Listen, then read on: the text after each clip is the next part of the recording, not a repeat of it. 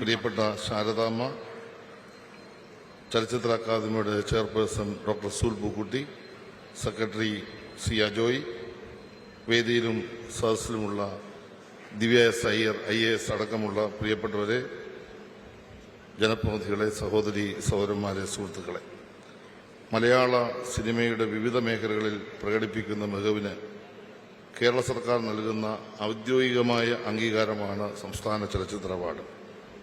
ഉയർന്ന കലാമൂല്യമുള്ളതും സാങ്കേതിക തികവ് പുലർത്തുന്നതുമായ സിനിമകളുടെ നിർമ്മാണം പ്രോത്സാഹിപ്പിക്കുക എന്നതാണ് ഈ അവാർഡുകളുടെ ലക്ഷ്യം. 1969 ആദ്യമായി സർക്കാർ തലത്തിൽ സിനിമകളെ അംഗീകരിക്കുന്നതിനായി അവാർഡുകൾ ഏർപ്പെടുത്തിയത്. 55ാമത് കേരള സംസ്ഥാന ചലച്ചിത്ര അവാർഡുകളാണ് ഇന്നിവിടെ സമ്മാനിക്കുന്നത്. 2024 മലയാള സിനിമയെ പ്രമേയപരമായും സാങ്കേതികമായും ഉയരങ്ങളിലെത്തിച്ച 51 ചലച്ചിത്ര പ്രതിഭകൾക്കായി വിവിധ വിഭാഗങ്ങൾ 57 പുരസ്കാരങ്ങൾ ഈ വേദിയിൽ സമ്മാനിക്കും. കേരള സർക്കാരിന്റെ പരമോന്നത ചലച്ചിത്ര ബഹുമതിയായ JC ദാനിയേൽ അവാർഡാണ് ആദ്യമായി ഈ വേദിയിൽ സമ്മാനിക്കപ്പെടുന്നത്. 2017 JC ദാനിയേൽ അവാർഡ് ജേതാവായ ശ്രീ ശ്രീകുമാരൻ തമ്പി ചെയർപേഴ്സണും ദേശീയ സംസ്ഥാന ചലച്ചിത്ര അവാർഡ് ജേതാവായ നടി ഉർവശി, മുതിർന്ന ചലച്ചിത്ര സംവിധായകൻ ബാലു കിരിയത്ത് എന്നിവർ അംഗങ്ങളായും ചലച്ചിത്ര academy secretary C Ajoy member സെക്രട്ടറിയുമായ സമിതിയാണ് പുരസ്കാര ജേതാവിനെ തെരഞ്ഞെടുത്തത്. മലയാള സിനിമയിലെ ഒരു മഹാപ്രതിഭയെ ഈ പുരസ്കാരത്തെ തെരഞ്ഞെടുത്ത ജൂറിയോടുള്ള സാംസ്കാരിക വകുപ്പിന്റെ കടപ്പാട് നന്ദിയും ഈ അവസരത്തിൽ ഞാൻ അറിയിക്കുകയാണ്. മലയാള സിനിമയ്ക്ക് 2 ദേശീയ പുരസ്കാരങ്ങൾ നേടിത്തന്ന ശ്രീമതി ശാരദയ്ക്കാണ് 80 വയസ്സ് പൂർത്തീകരിക്കുന്ന ഘട്ടത്തിൽ ഈ പുരസ്കാരം നമ്മൾ സമർപ്പിക്കുന്നത്. ശതാഭിഷേക നിറവിൽ നിൽക്കുന്ന പ്രിയ നടി ശാരദയ്ക്ക് ഇരട്ടി മധുരമായി ഈ പുരസ്കാരം സമ്മാനിക്കുന്നതിൽ സാംസ്കാരിക വകുപ്പിന് അഭിമാനമുണ്ട്. IFFKയിൽ റെട്രോസ്പെക്റ്റീവ് വിഭാഗത്തിലേക്ക് തിരഞ്ഞെടുക്കപ്പെട്ട ആദ്യ മലയാള സിനിമാ നടി ശാരദയായിരുന്നു. 2019 നടന്ന 24ാമത് രാജ്യാന്തര ചലച്ചിത്രമേളയിലാണ് ശാരദയുടെ ചിത്രങ്ങൾ പ്രദർശിപ്പിച്ചത്. മലയാള ചലച്ചിത്ര മേഖലയിൽ സ്ത്രീകൾ നേരിടുന്ന പ്രശ്നങ്ങളെക്കുറിച്ച് പഠിച്ച് റിപ്പോർട്ട് സമർപ്പിക്കാൻ 2017 ഒന്നാം പിണറായി സർക്കാർ നിയോഗിച്ച ജസ്റ്റിസ് ഹേമ കമ്മിറ്റിയിൽ അംഗമായിരുന്ന ശ്രീമതി ശാരദ സുദീർഘമായ സേവനമാണ് കാഴ്ചവെച്ചത്. ശതാഭിഷേക നിറവിൽ നിൽക്കുന്ന ശാരദാമ്മയ്ക്ക് ഇനി ഒരുപാട് കാലം ആരോഗ്യത്തോടെ രംഗത്ത് തുടരാൻ സാധിക്കട്ടെ എന്ന് ഞാൻ ആശംസിക്കുകയാണ്. കേരള സംസ്ഥാന ചലച്ചിത്ര അവാർഡ് അർഹിക്കുന്ന കൈകളിലാണ് എത്തിച്ചേരുന്നതെന്ന് ഉറപ്പുവരുത്താൻ ഇന്ത്യൻ സിനിമയിലെ ഭഗർഭൽ അടങ്ങുന്ന ഒരു ജൂറിയാണ് സർക്കാർ നിയോഗിച്ചത്. നടൻ, നിർമ്മാതാവ് എന്നീ നിലകളിൽ 5 ദേശീയ പുരസ്കാരങ്ങൾ നേടിയ ഏറ്റവും ബഹുമാനായ പ്രിയപ്പെട്ട പ്രകാശ് രാജ് ആയിരുന്നു ജൂറി ചെയർപേഴ്സൺ. മികച്ച നടനും മികച്ച ചിത്രത്തിന്റെ നിർമ്മാതാവിനുമുള്ള ദേശീയ പുരസ്കാരങ്ങളും 7 തമിഴ്നാട് സംസ്ഥാന അവാർഡുകളും നേടിയ അദ്ദേഹം തമിഴ്, തെലുങ്ക്, കന്നഡ ഭാഷകളിൽ 4 സിനിമകൾ സംവിധാനം ചെയ്തിട്ടുണ്ട്.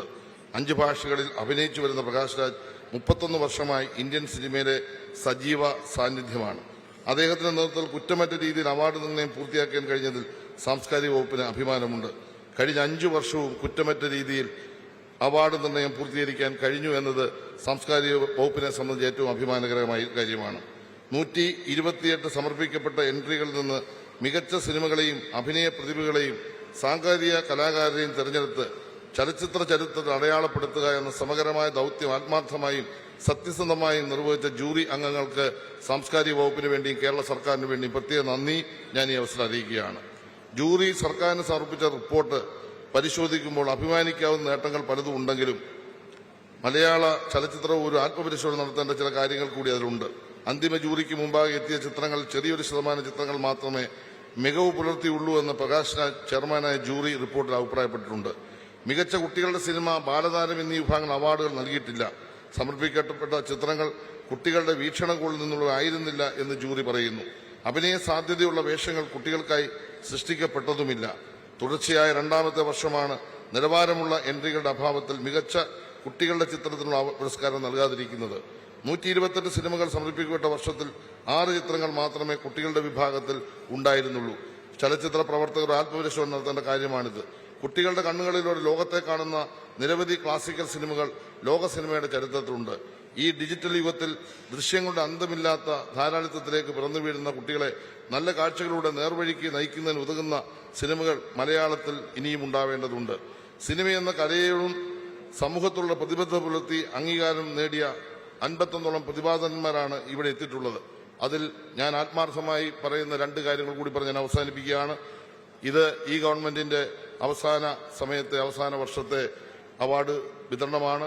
5 വർഷം ഈ പ്രവർത്തനങ്ങൾക്ക് എല്ലാ തരത്തിലും പിന്തുണ നൽകി സാംസ്കാരിക വകുപ്പിനെ ഏറ്റവും മാതൃകാപരമായി നയിക്കുന്നതിൽ ഞങ്ങളെ സഹായിച്ച ഈ അവാർഡ് ദാന ചടങ്ങിലെല്ലാം വർഷവും കൃത്യമായി എത്തിച്ചേർന്ന് ഈ പരിപാടി ഏറ്റവും വിജയകരമായി തീർത്ത കേരളത്തിന്റെ പ്രിയപ്പെട്ട മുഖ്യമന്ത്രി ശ്രീ പിണറായി വിജയനോട് പ്രത്യേകമായ നന്ദി കടപ്പാട് ഞാൻ ഈ അവസരം അറിയിക്കുകയാണ്.